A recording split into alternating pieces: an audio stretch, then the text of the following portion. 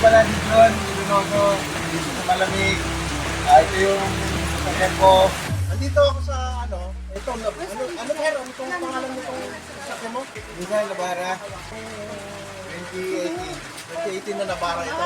Ito, ilalagay na natin itong itong ating product na N2 Plus additive. So ito, mix to ito sa sa engine oil. Isa lang to. Isa lang bottle ganito para sa sa 7 to 8 liters na oil. So ito, ilalagay na namin to sa itong sa engine oil. Ito. Bubuhos lang isang bote. So ito, itong engine conditioner natin nilalagay dito sa intake manifold ng Navara. So ito, ang gagawin namin, inject na lang ito. So lalabas, inject na lang dito sa intake manifold. Tapos sir yun, paandarin mo ngayon yung makina mo. So, tutusok ko na to. Pag pinaandar niya ngayon yan, lalagyan natin ito sa bay.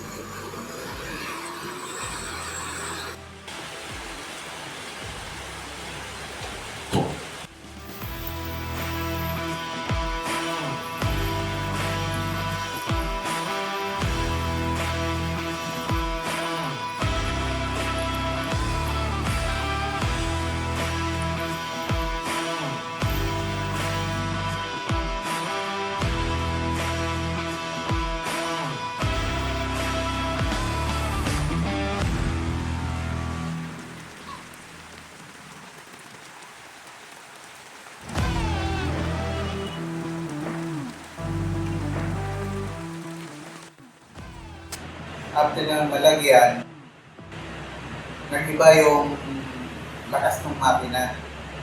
Tapos matahimik. Iba yung time ng gulong niya ngayon. 250 RPM, nag-change gear na kagad siya. Yun ang napansin ko, nagbago yung lakas ng makina. Subukan nyo ito. At kayo rin ang makaka-witness nito ano ang lakas ng sasakyan na gamit. Maraming salamat.